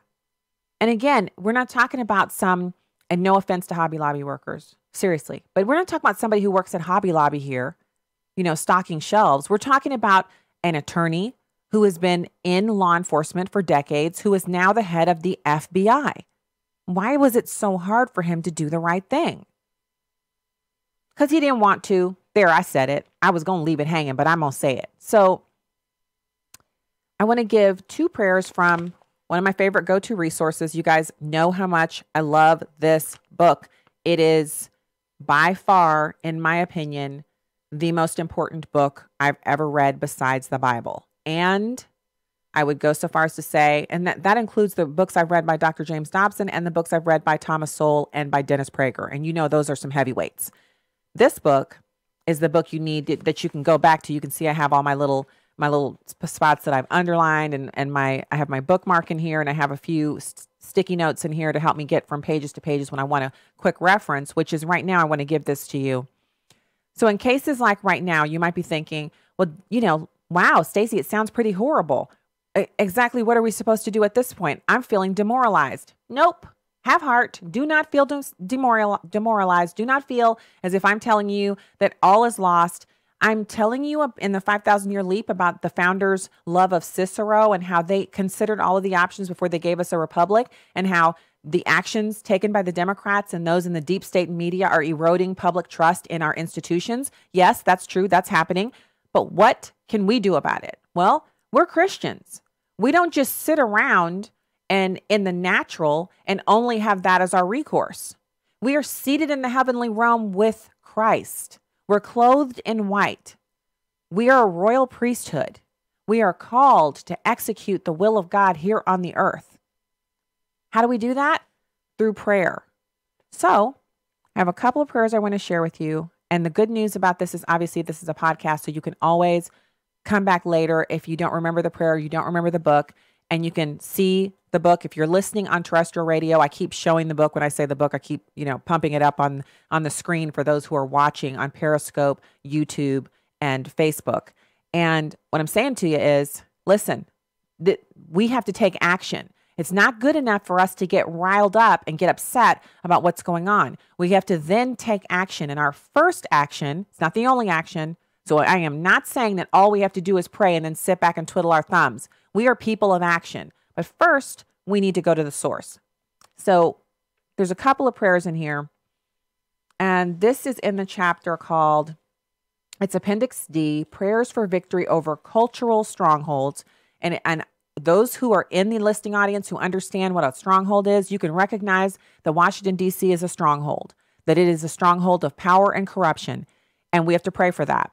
So political issues, pray for the government, especially political and civic issues. And the verse for that one is 1 Timothy 2:1.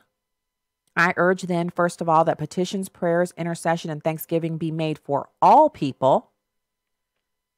So we pray for the government, especially political and civic issues, asking the Lord to put the person of his choice into office, asking him to inspire leaders to make choices for righteousness and to stop unjust policies, unjust appointments, unjust laws, and so on. And that's one where you start off with this bit of a prayer, this little nugget, that's number 3, and then you just let it flow. You know the issues that we're facing. So we lift these up to God in prayer, and we ask him for justice, and we ask him to right these situations.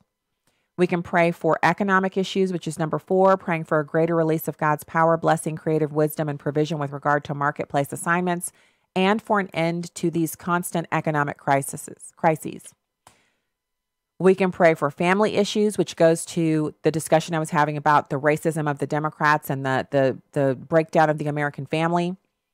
Pray for a greater release of God's love, wisdom, and power with regard to the fatherless, youth issues, marriages, divorce, domestic violence, widows, the elderly, the disabled, and so on. Number 6, which I have highlighted in mine, pray for the Lord to raise up media messengers with prophetic ideas and creative wisdom about how to do the work of the kingdom through media. That's Urban Family Talk. I know there are other organizations out there, partners of American Family Radio, like Family Resource Center and so many other great, well, I can't say so many. There are others who are working in this arena with us on the Christian radio side. But what I'm talking about specifically is Urban Family Talk today. We got to pray for the Lord to raise up media messengers with prophetic ideas and creative wisdom about how to do the work of the kingdom through media. That's Will Addison, Miki Addison, Lonnie Poindexter, Abraham Hamilton III, Dr. Joseph.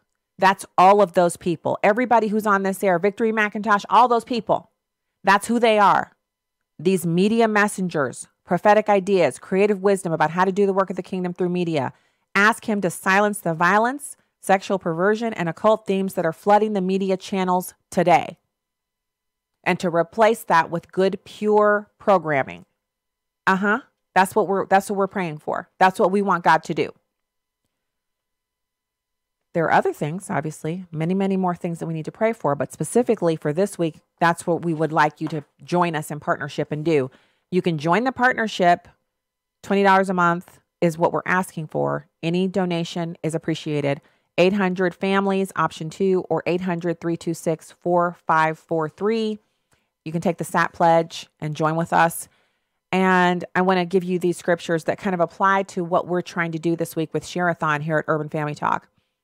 Trust in the Lord with all your heart. Lean not on your own understanding. In all your ways acknowledge him, and he will direct your paths. That's Proverbs 3, 5, and 6. And I will say of the Lord, he is my refuge and my fortress, my God. In him will I trust. And that's what we're doing. That's what we have to do on the regular.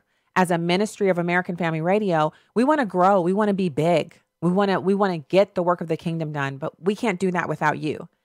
And the reason we want to do it, obviously, we want to show ourselves strong in the Lord and to make the effort, the investment that has been made into Urban Family Talk by American Family Radio. We want to make that investment good.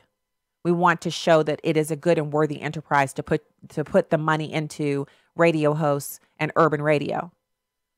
But we also, obviously, the greater end of all of that is pleasing God by putting the truth out on the airwaves. And it's a difficult truth, and it doesn't make you popular. And so it's not one where, for some radio hosts that I see out there who are wildly popular, they say things that incense people on the left, but they don't really have their own, like it's not like they're alienating themselves to their own quote unquote group. But as a Black conservative Christian radio host, that's in the wrong order, obviously Christian first. As a person who that's the work that I'm doing here, the work that we're all doing here on Urban Family Talk, it has a way of alienating us from the larger group of Blacks in America who they're going in a different direction, voting with the Democrats, voting for the Democrats, believing in the Democrats' policies, waiting on the policies that have been promised to save the Black community, waiting for that to come to fruition. It's never going to. There's no saving outside of Jesus Christ. Contrary to what some popular YouTube star who is now leading up a huge organization, and she's out there tweeting about how Donald Trump is the savior, not just of taxes, but of America and of the world. That's not true.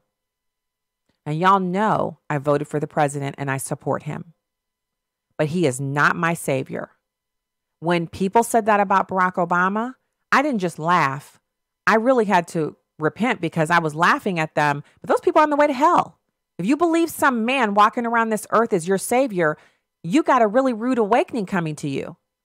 So that's not true. I'll never retweet that garbage. I'll never co-sign that. Our savior is Jesus Christ. If you know him, you know where I'm at right now. If you don't know him, it's as simple as saying, you know what? I want to. I want to know Jesus Christ. I want to understand his saving power. I accept you. I believe that you died on the cross for me and for all humanity, and that you rose again on the third day, And now you're seated at the right hand of the Father, continually interceding on my behalf.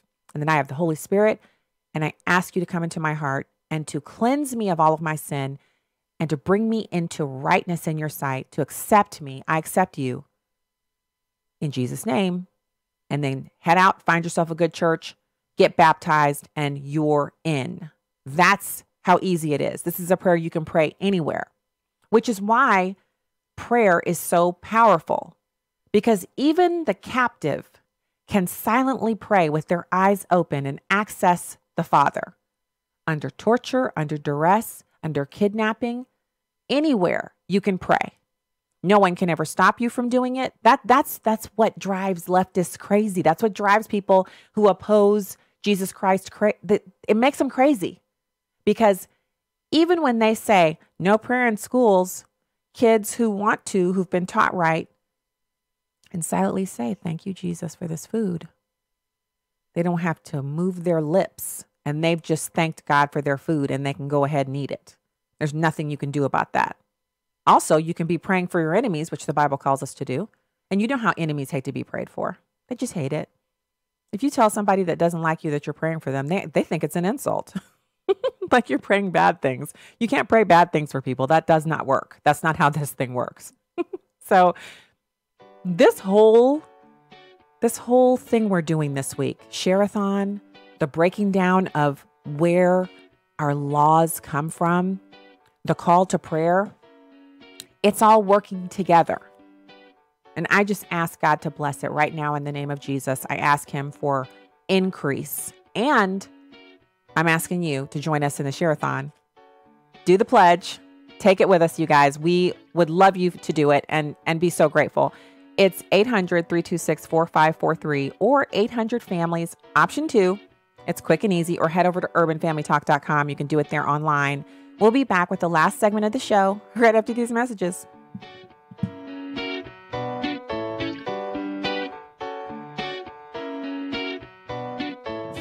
What does it take to be a sports success and a team player? Here's Pro Football Hall of Fame coach Tony Dungy with today's Uncommon Moment. Every team has an unsung hero. For the Oakland Raiders of the 60s and 70s, that hero was Jim Otto. Otto played at the unglamorous, thankless position of center on the team's offensive line. He played in 308 consecutive games, the most in Raider history. But his incredible toughness came at the expense of his body, including 8 knee replacements since he retired. Philippians 2 says, value others above yourselves, not looking at your own interests, but to the interests of others. Jim Otto was the consummate teammate. He played hard on every snap and received very little glory. He helped everyone around him play at their best. Tony Dungy, best-selling author of Quiet Strength and the Uncommon book series. Discover more at CoachDungy.com. Hi, I'm Larry Nix with Defining Moments. Join me every Thursday from 6 to 7 p.m. on Urban Family Talk. We talk to people of all ages, stages, phases, and places. From all walks of life, background, and cultures about serious matters, life-altering encounters, second chances, and even how to face life moving forward. Sometimes you hear us get emotional, sometimes you hear us laugh. But more importantly, you'll hear the truth that will set you free. All on Defining Moments every Thursday from 6 to 7 p.m. on Urban Family Talk. Romans 13:14 says, clothe yourselves with the Lord Jesus Christ and make no provision for the desires of the flesh. So what are you clothing yourself with? Whether we realize it or not, what we allow in our temples affects our way of living. We can't feed ourselves junk and expect to hear from the Lord. Clothe yourself with the righteousness of God at urbanfamilytalk.com. The influence of media is so very powerful over a person. American Family Association and the family of Anna Bright want to warn you about the Netflix program 13 Reasons Why. I really feel in my heart with all my soul that show contributed to her passing. After binge-watching Season 1 of 13 Reasons Why, 14-year-old Anna Bright committed suicide in the same manner depicted on the show. To portray suicide, first of all, as an option is not a good thing. To portray it graphically, it leaves you vulnerable to the enemy's attack. which I think it definitely did for our daughter. She took a permanent solution to a temporary situation. Help protect our teens by signing the AFA petition urging Netflix to pull Season 1 and cancel the upcoming Season 2 of 13 Reasons Why. You can see Anna's story and sign the petition at afa.net. That's afa.net. This is Stacy on the Right on Urban Family Talk. And very important, and by the way, John Bolton is here, and we just had a big, successful hit, John. So I think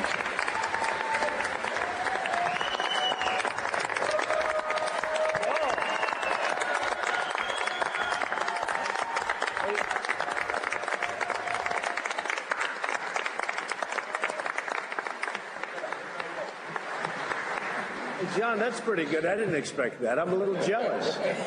Are you giving him all the credit? That's. Oh, that means the end of his job. Yeah. So that was President Trump, and he was introducing John Bolton at this event, and he said John Bolton's name, and they're all sitting there, right? And as they're sitting, and he says his name, people start pumping their fists, and a few people stand up as they're clapping. And so President Trump, he actually looked like he was a little on the tired side. And so he says John Bolton's name, and then he kind of looks, as if to say, obviously people are going to acknowledge him. And then when people start acknowledging him and it turns into this big standing ovation, he looks back to the other direction and he's like, well, you look at this, and he's smiling. He's clearly amused by it, but he's kind of surprised. And then he makes the joke that, obviously now this means his job is in jeopardy because there's so much turnover in the administration. And this is the way he runs his businesses. So he's not perplexed by it at all. But of course, we all are. And I say we, I'm not actually perplexed by it at all. But I do think it's surprising the number of people who've come in and gone out. And we all know how hard it is to stick in at a job that you realize either it's not for you or you're not for it or your boss isn't for you. And most people will try to make it last until a certain period has passed, a year or so. And in this case, the president isn't willing to let people hang around for a year. He's moving them in and out and making changes. And in private sector, that works perfectly. But in government is meant to work slowly and to move slowly. And so it's disturbing. And I just thought it was a really funny moment. You can see the president in the clip. He's smiling and laughing, but there was a kind of weary quality to his face as I was watching, and that kind of weighed heavily on me in light of what he's going through. And the reason I say that is not because I don't understand that when we make mistakes, we can ask for forgiveness and we can receive forgiveness, but we don't always escape the ramifications of those mistakes. And with sexual sin, often it's when we least expect it that sin comes back to bite us. And that's why Satan loves to trap us and lure us in with sexual sin. It's sin against the temple of the Holy Spirit, and it's sin against ourselves. And it just keeps coming back. It's like a horrible virus that keeps sticking to the doorknobs and stuff. And you think you're wiping everything down and somebody else is sneezing and not washing their hands and putting their hands on the doorknobs. And before you know it, everybody's got it again. It's like that. And so I was watching, the clip, and he's in a good mood. He's laughing, whatever. But there's a weariness to the way he was laughing and smiling and everything. And it's like some of his strength is being squeezed out, and he's weaker because of it. And so, of course, the lesson for us is that sexual sin never pays.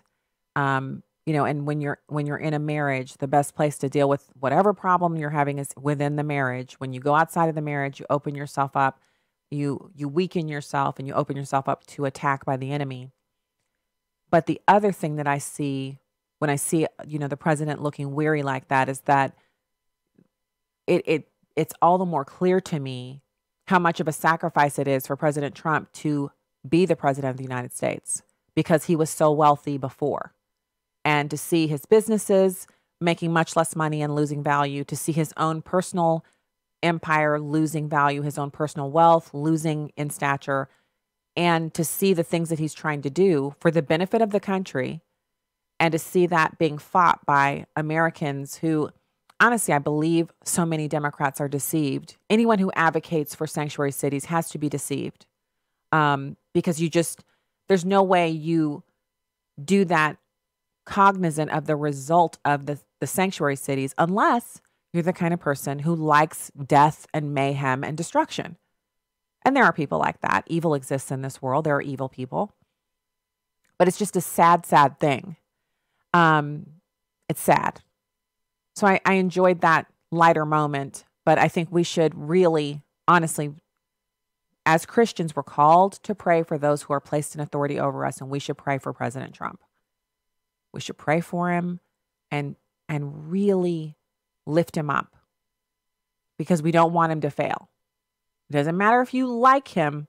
He's the president of the United States, and we don't want him to fail. So I also want to share, so it's tax time. The IRS has had some trouble today with their computer system. Apparently, as much money as they rake in, they still don't have the capability of handling all of the Americans pressing the enter button at the same time on the last day to file taxes. And that's today. And if you're like some Americans who have to write checks out this time of year, and it's just a sad, sad affair, there are ways that you can save money to make those payments a little bit easier, to make the time to pay the tax man a little bit easier. And I recommend, obviously you do this at the beginning of the year, but tax time is also a good time to look at the inflows and outflows of cash, and then to make some changes. And if you're like our family, where we get super busy, especially during sports season, and we end up eating out fast food, especially more than we would like, we just basically gave ourselves a reality check, and we've been using a meal plan. It's just a little template where you can write down each day's meals. We've been doing that, and the kids have gotten involved. We make the meal plan for the week, all 7 days, at the dinner table. So the kids put in their meals that they want to see happen during the week. And then we've given some responsibility to them now that they're not playing sports because the season's over, that a couple of the nights of the week they're cooking. So I'm not the only one who's cooking. And that has really been something that's been unexpectedly good that's been going on in our house the past couple of weeks. And it's not that I don't cook. I cook a lot, but we had kind of gotten into a little bit of a rut of kind of saying, we're running later. Oh, we have to go here tonight. We'll just get something on the way out. And now we're back to the baseline, which is you want to cook at home. You know what goes into the food that you cook at home. It's healthier. It helps you to avoid weight gain. And what's interesting is, obviously I've been working out, but I've lost a few pounds just by eating at home. It's weird. So that's an unintended benefit, which I welcome. So you got that going on. And then some other things that were, trending for today. Donald Trump hosting Abe with North Korea, Shinzo Abe, the head of China. And they were talking about trade. And actually, Shinzo Abe and the president are golfing buddies. And so they're at Mar-a-Lago. They're not at the White House.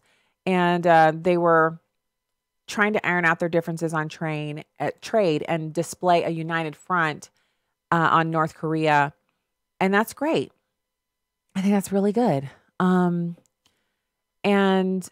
they're lessening tensions over the tariffs. And so that's really great news for us as Americans. We really need that. I'm skipping over the news about Stormy Daniels. I'm so sick of people acting like she deserves our attention. And as I shared, taxpayers should continue to file their returns as they normally would. That's per an official from the IRS, even though they're experiencing serious difficulties with their website. Also in New Orleans, another sign of the continual degradation of our cultural norms is that they have opened their first marijuana pharmacy and they've gotten their permit approved. Now, I absolutely think that if a doctor prescribes that for pain management or for treating a disease, that's one thing. But a dispensary that's only exists to dispense marijuana sounds a lot like a place where people who want it recreationally will be going there to get it as well. Don't play. Don't act like that doesn't happen. And that's why I'm not in favor of that. And then this story from Southwest Airlines. Apparently, a person was killed in midair exploding engine accident. Seriously? So Southwest Airlines flight landed safely in Philadelphia after the jet violently depressurized when a piece of an engine flew into and broke a window. Wow. So I don't know about you guys, but I've never heard of this kind of airline accident. I've never heard of a piece of engine entering into the plane, and they're showing the image. The engine is completely like, it looks like it's been Hulk smashed. They're reporting this out of NBC, Connecticut. So the jet's left engine blew shortly after takeoff. Pieces of the shrapnel then flew into the plane's fuselage and at least one window. Ooh. And then one passenger was killed and 7 others were injured. They described hearing the Boeing 737-700, the left engine of that aircraft, exploding about 20 minutes after takeoff. They were leaving LaGuardia Airport.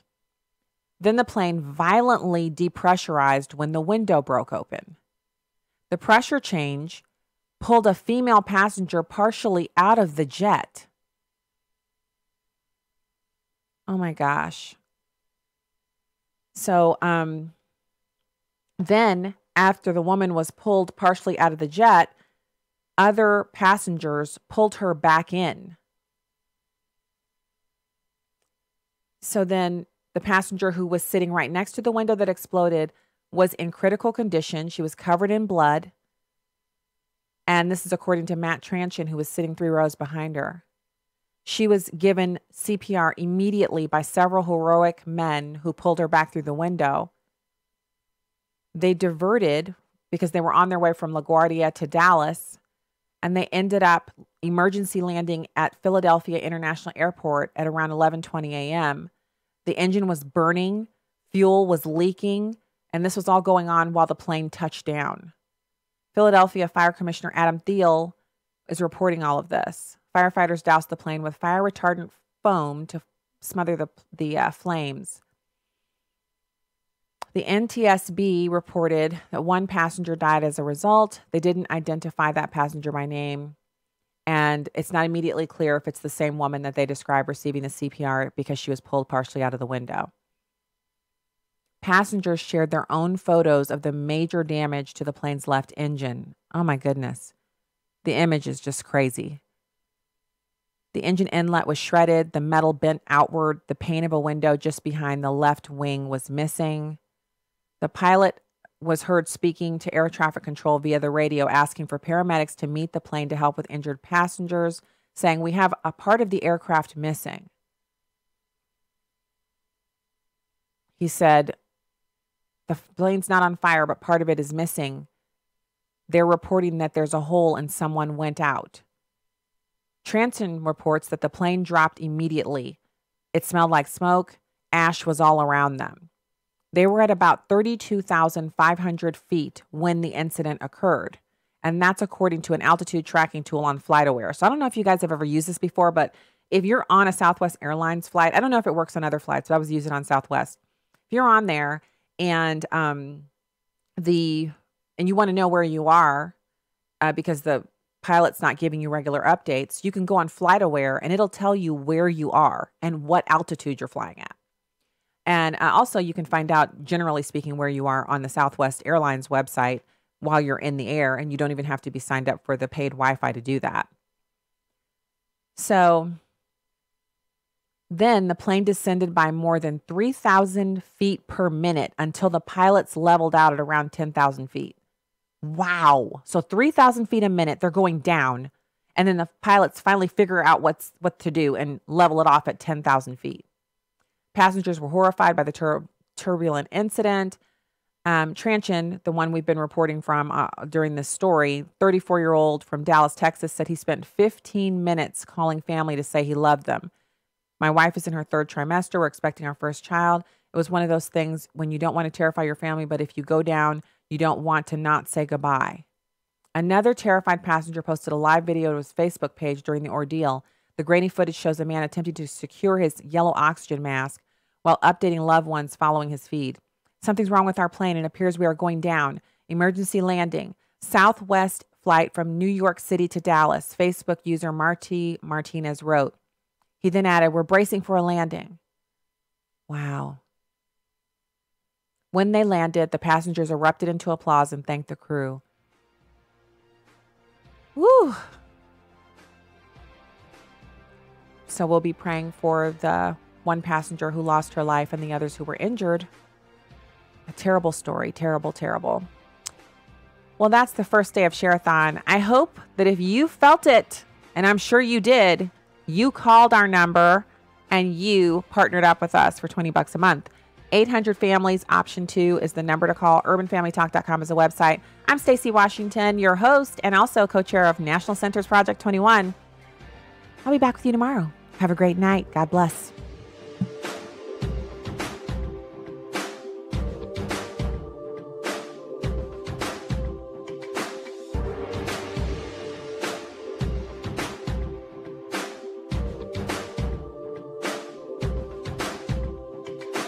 The views and opinions